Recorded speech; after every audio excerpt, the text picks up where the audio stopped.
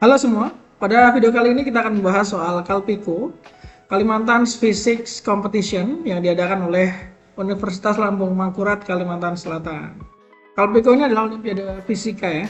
Untuk video kali ini kita akan membahas Kalpiko 2024 babak penyisihan. Mari kita mulai dari soal nomor 1. Anyway, ini yang warna hijau ini adalah jawaban peserta yang ngasih soalnya ke saya ya. Apakah jawabannya yang A ini belum tentu. Mari kita bahas soalnya terlebih dahulu. Kalor yang dilepaskan apabila 15 gram air bersuhu 100 derajat Celcius didinginkan hingga suhu 20 derajat Celcius adalah, ini ada data kalor uap sama kalor jenis. Oke, rumusnya dulu ya. Kalor itu adalah M kali C kali delta T. Tujuan kita adalah mencari Q. M itu massa. Massa air di sini berapa? 15 gram. Kita masukkan 15.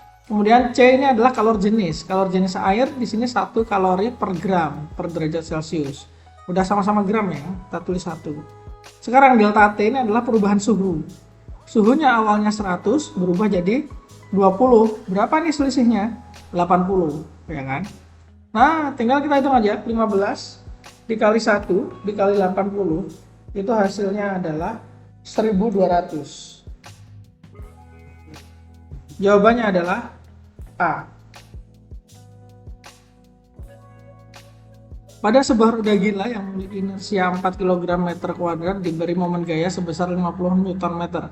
Jika roda gila mulai bergerak dengan kecepatan sudut 40 radian per second, sudut putaran yang ditempuh roda setelah 6 second adalah sudut putaran yang ditempuh roda setelah 6 second. Oke, berarti di sini ada roda. Momen inersianya I itu adalah 4. Terus habis itu dikasih momen gaya itu tau 50. Ini dikasih gaya, ini adalah jari-jarinya R gitu misalnya ya. Jadi di sini kita bisa tuliskan juga bahwa tau itu sama dengan F kali R. Berarti F kali R-nya ini adalah 50. Oke, kita simpan dulu. Kemudian dia muter nih. Awalnya mulai bergerak dengan kecepatan sudut 40 radian per second. Jadi awalnya ini omega 0, kecepatan sudut adalah 40 radian per second. Terus waktu berputarnya dia adalah 6 second. Nah, setelah 6 second ini yang ditanyakan adalah berapa kecepatan sudutnya. Berapa? Oh, bukan, sorry. Berapa sudut putaran, bukan kecepatan sudut ya. Berarti ini kita hapus dulu. Berarti kita disuruh mencari theta.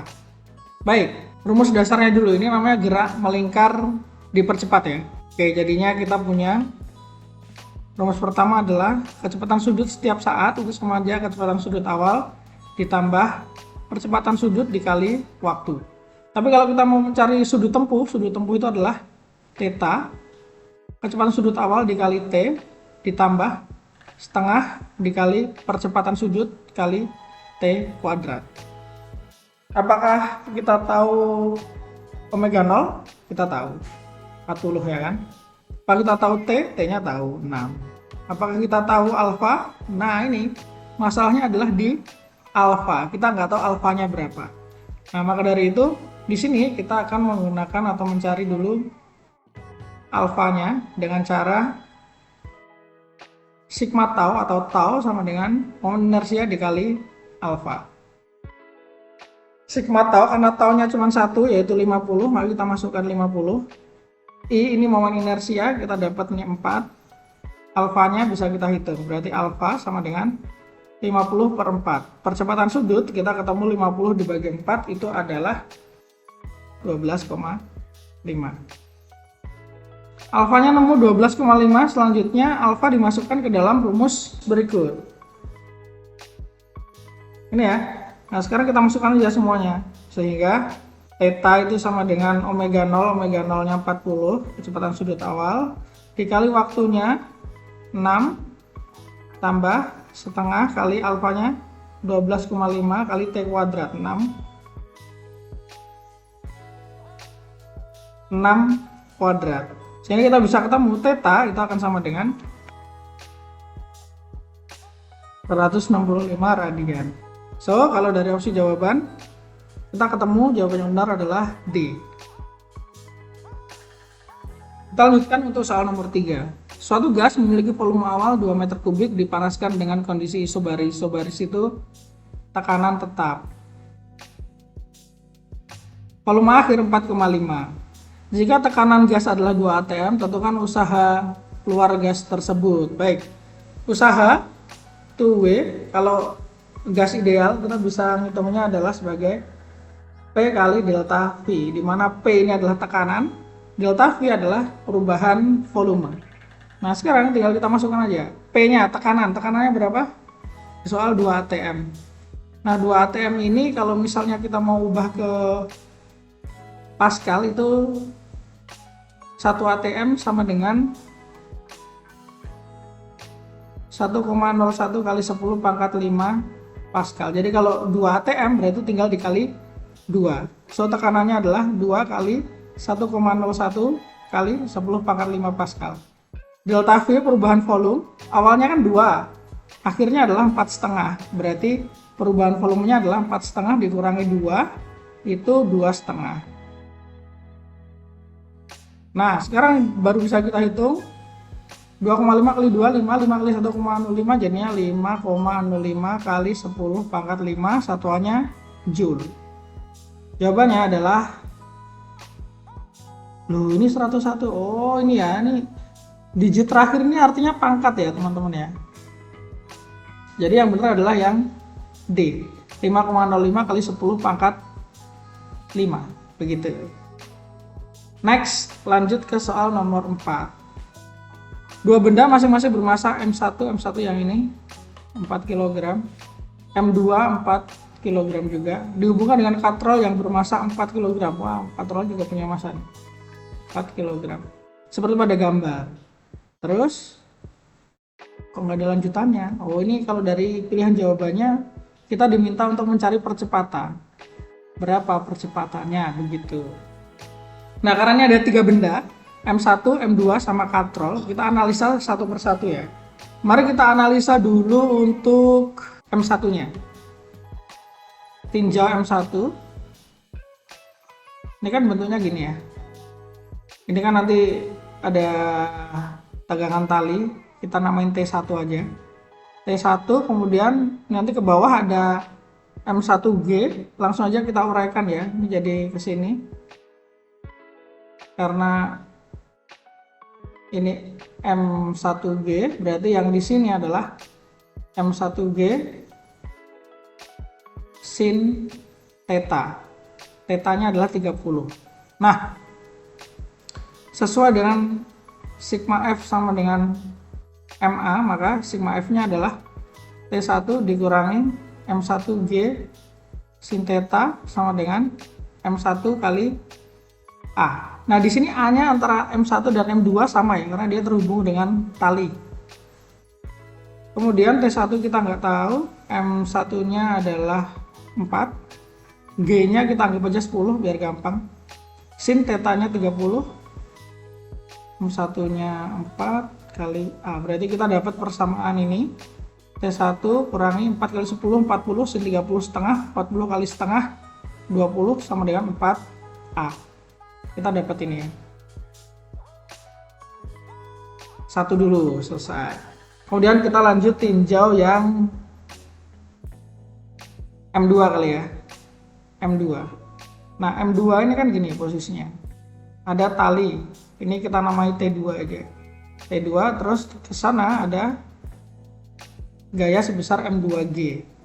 Nah, ini kan gerakannya ke bawah. Sehingga kalau kita aplikasikan sigma F sama dengan MA, sigma F-nya kan sama dengan M2G dikurangi T2. Ingat ya, karena gerakannya ke bawah, maka yang positif adalah gaya yang arahnya ke bawah. Sama dengan M2 kali A. Kita masukin aja angkanya. M2 itu 4 kg juga ternyata. 4 kali 10 dikurang T2 sama dengan 4 kali A. Berarti ini 40 min T2 sama dengan 4A. Kita dapat persamaan kedua. Tujuan akhir kita adalah mencari percepatan ya, A. Sekarang masih ada satu lagi yang perlu kita tinjau, yaitu adalah katrol. Sekarang kita tinjau katrol di sini. Katrol ini kan gerakannya rotasi ya. Kalau yang balok M1 M2 ini translasi, maka balok ini pakai sigma F sama dengan MA. Kalau katrol ini nanti dia pakai sigma tau sama dengan I alpha, dimana ini bentar, T yang tegangan tali yang atas ini kan terhubung dengan M1. Yang terhubung dengan M1 itu nilainya T1, maka di sini T1. Yang bagian ke bawah yang vertikal terhubung dengan M2, maka kita kasih nama T2. Ini ya. Kemudian untuk katrol ini kita anggap aja bentuknya adalah silinder pejal. Sehingga moment inersia sama dengan setengah kali M, di mana R-nya di sini adalah jari-jari katrol. Nah, kalau kita aplikasikan sigma tau sama dengan I kali alfa, alfa itu percepatan sudut, sigma tau-nya akan sama dengan, ini kan gerakannya pasti rotasinya ke sana ya, karena T2-nya pasti lebih besar, karena M2-nya kan turun, nah gitu, M2-nya turun, maka T2-nya akan naik, katrolnya akan berputar ke searah jarum jam. Nah, sigma tau-nya itu adalah T2 kali R minus T1 kali R juga sama dengan I alfa. I ini adalah setengah MR kuadrat. Sedangkan alfa ini percepatan sudut, ini hubungannya alfa itu bisa diganti dengan percepatan dibagi R. Di sini kita punya T2 dikurang T1 kasih dalam kurung ada R. Kemudian di sini kan R-nya bisa dicoret, sisa setengah M kali R kali A. R-nya di sini juga bisa dicoret. Berarti kita punya sekarang T2 min T1 sama dengan setengah kali MA. M-nya ini adalah massa katrol. Massa katrol adalah 4 kg. Berarti T2 min T1 sama dengan setengah kali 4 kali A. Berarti T2 min T1 hasilnya adalah 2A. Ya. Nah, dari ketiga persamaan ini nanti kita akan dapatkan berapa nilai A-nya begitu. Langsung saja kita akan menggunakan persamaan ini dan ini.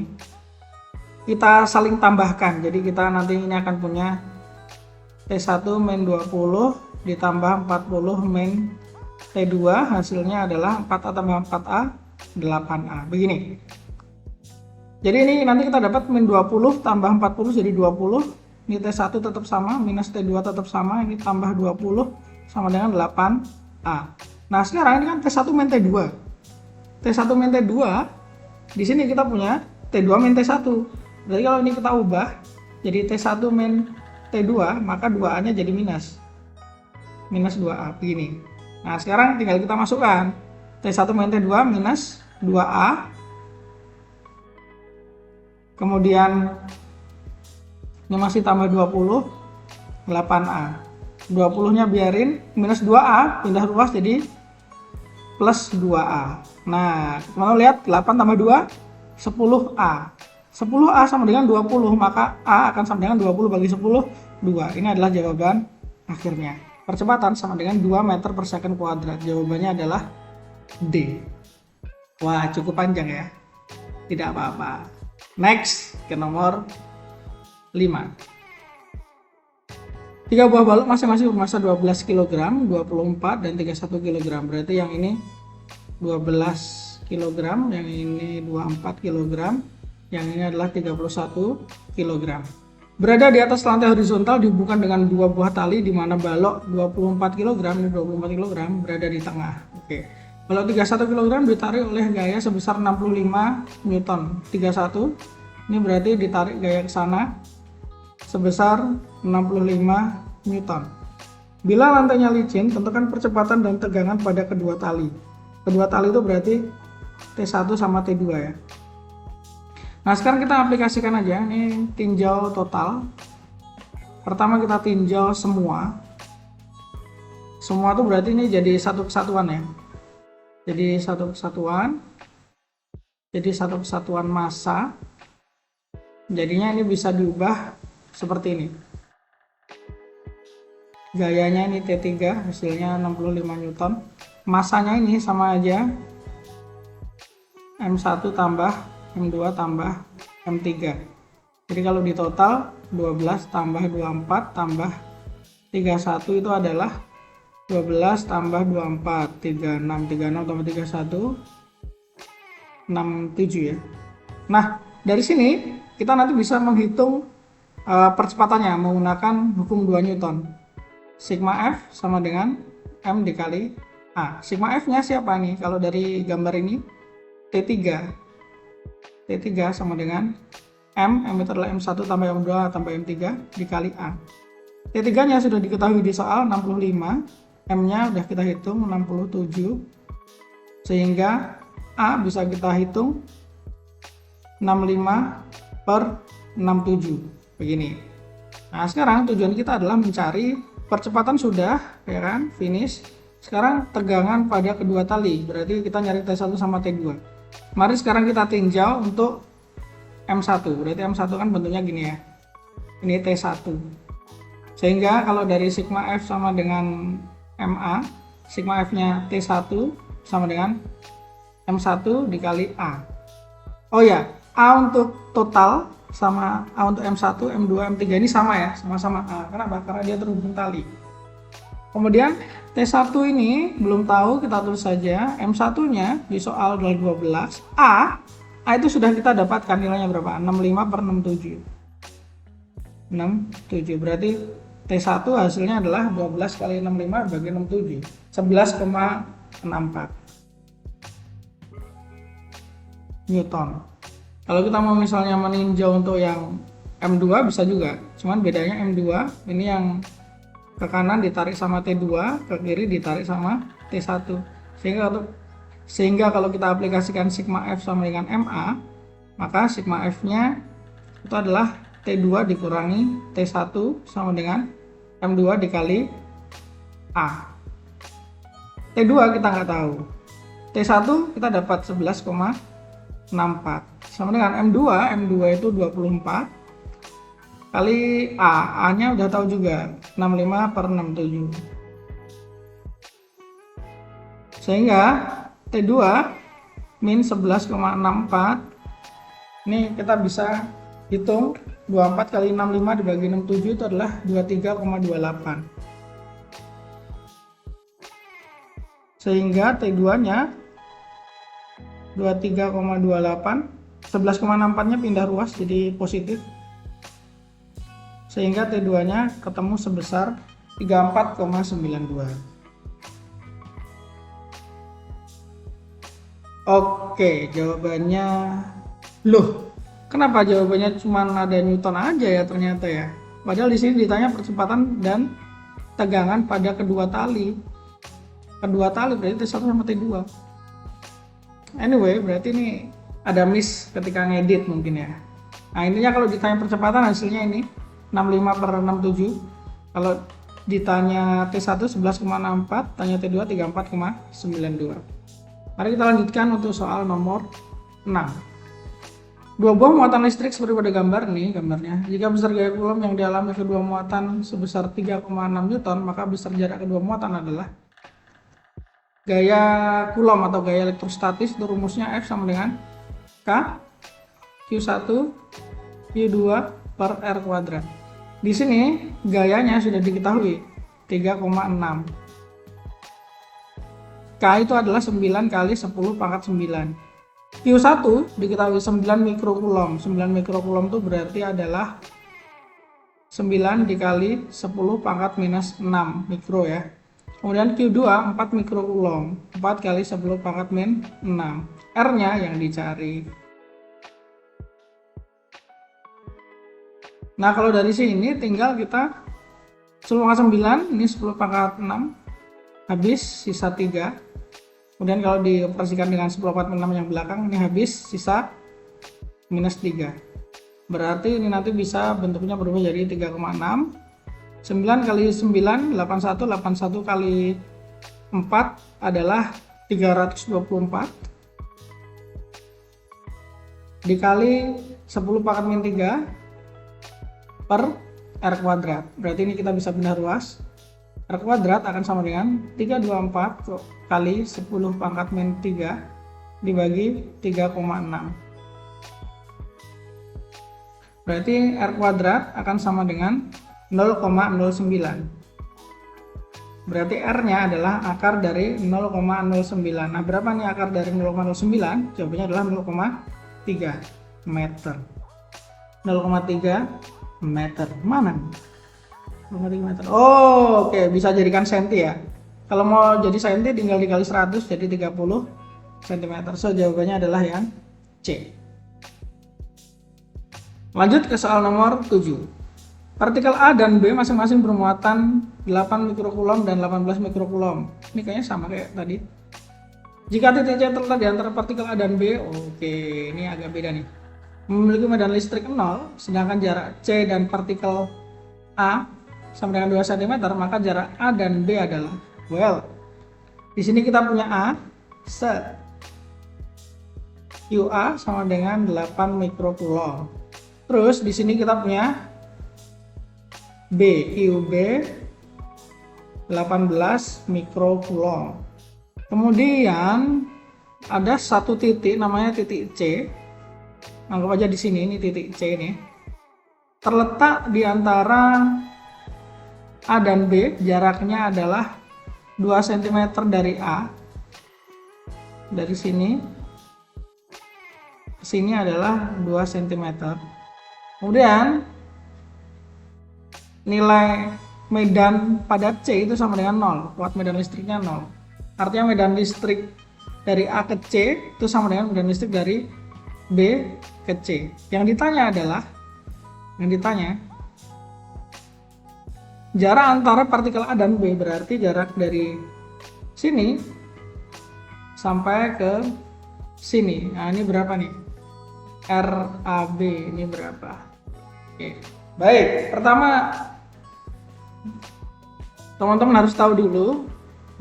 Teman-teman harus tahu dulu kuat medan listrik itu adalah K dikali Q per R kuadrat. Ini rumus dasarnya. Nah, kalau di titik C ini kan berarti dia dipengaruhi oleh EA lagi. Dia dipengaruhi oleh kuat medan listrik muatan A sama medan listrik muatan B. Jadi sama aja kayak gini. Nah, ini medan listrik dari muatan B, yang di sana medan listrik dari muatan A. Kemudian berarti kalau dari konsep vektor, medan listrik yang dialami C itu adalah medan listrik dari muatan A dikurangi medan listrik dari muatan B. Nah, di soal diketahui medan listrik yang dialami oleh C itu adalah 0, berarti di sini 0 kan? EA min EB 0, berarti EB sama dengan EA. Ya, tinggal kita masukkan berarti kan? Sana berarti kita akan ada K QB per RBC gitu ya, kuadrat sama dengan K QA per RAC kuadrat. Nah, seperti ini. Karena K-nya ini konstanta, sama nilainya kan? Nah, berarti ini berubah menjadi QB. QB itu 18 per RBC kuadrat. RBC kan dari C ke B ya, atau dari B ke C sama aja.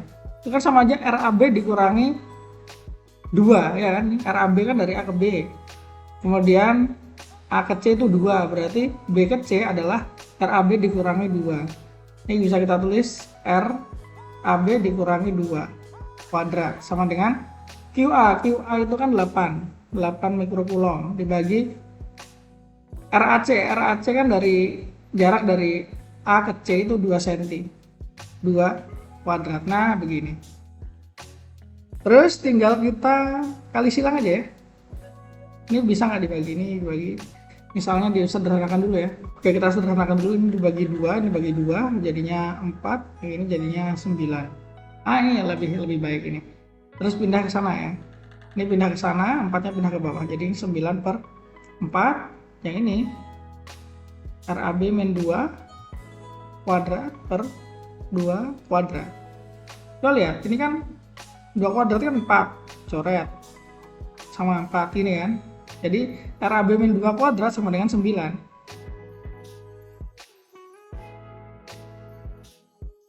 Begini kan, kita pindah ke atas saja. Wih.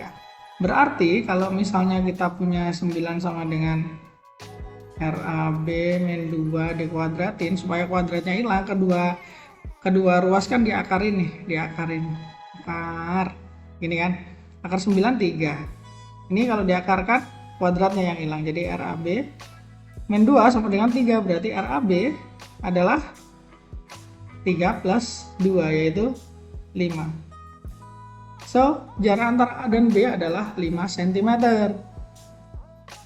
Yang cocok adalah yang D. Nah, itu dia. Next, soal berikutnya, soal nomor 8. Dua bola konduktor A dan B terpisah pada jarak yang cukup jauh. Pada awalnya, bola A dimuati dengan minus 3 kali 10 pangkat. Berapa ini ya? Kita perbesar ya. 10 pangkat 0. Berarti ini sama aja min 3 Coulomb, sedangkan bola B sebesar 3 kali 10 pangkat 0 Coulomb. Berarti ini 3 gitu aja. Pada keadaan tersebut ada gaya sebesar 18 Newton antara kedua bola konduktor. Keduanya kemudian ditarik dan dihubungkan oleh kawat penghantar sedemikian rupa sehingga jarak antar keduanya menjadi setengah jarak semula. Besar gaya antara kedua bola konduktor apabila kawat kemudian dilepas adalah Oke, jadi di sini tuh ada dua keadaan sebenarnya ya. Keadaan awal itu adalah ini misal ada A sama B, jaraknya R. Ternyata dia punya dapat gaya sebesar 18 Newton. Sekarang diubah kejauhan. Nah, posisinya dideketin. Jadi setengah kali semula. Jadi A ke B ini sekarang menjadi setengah R begini. Yang ditanya adalah F berapa. Itu sih intinya sebenarnya. Nah, ini kan tinggal pakai perbandingan. F kan adalah K QA QB per R kuadrat kan. Ya udah berarti kan K-nya konstanta, QA, QB nggak berubah. Berarti dari sini kita bisa tahu bahwa K, QA, QB akan sama dengan K, QA, QB gini ya. Nah, katakanlah ini adalah keadaan 1, ini adalah keadaan 2.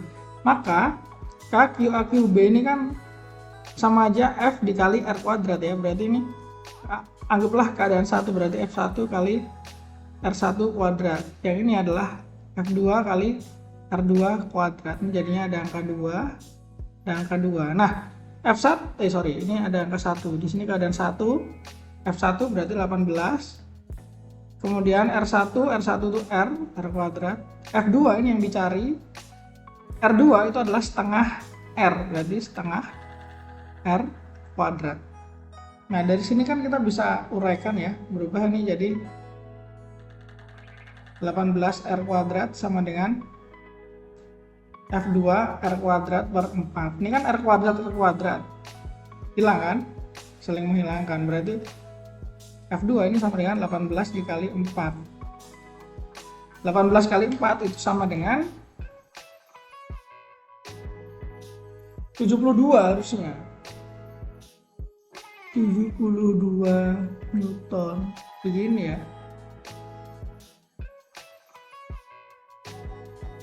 Low.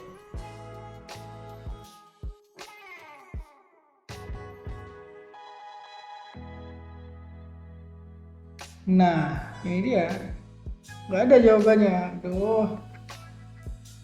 Oke, harusnya sih jawabannya 72 ya. Anyway, teman-teman bisa cek kalau misalnya ada salah di sini, di bagian mana, boleh dikoreksi lewat kolom komentar.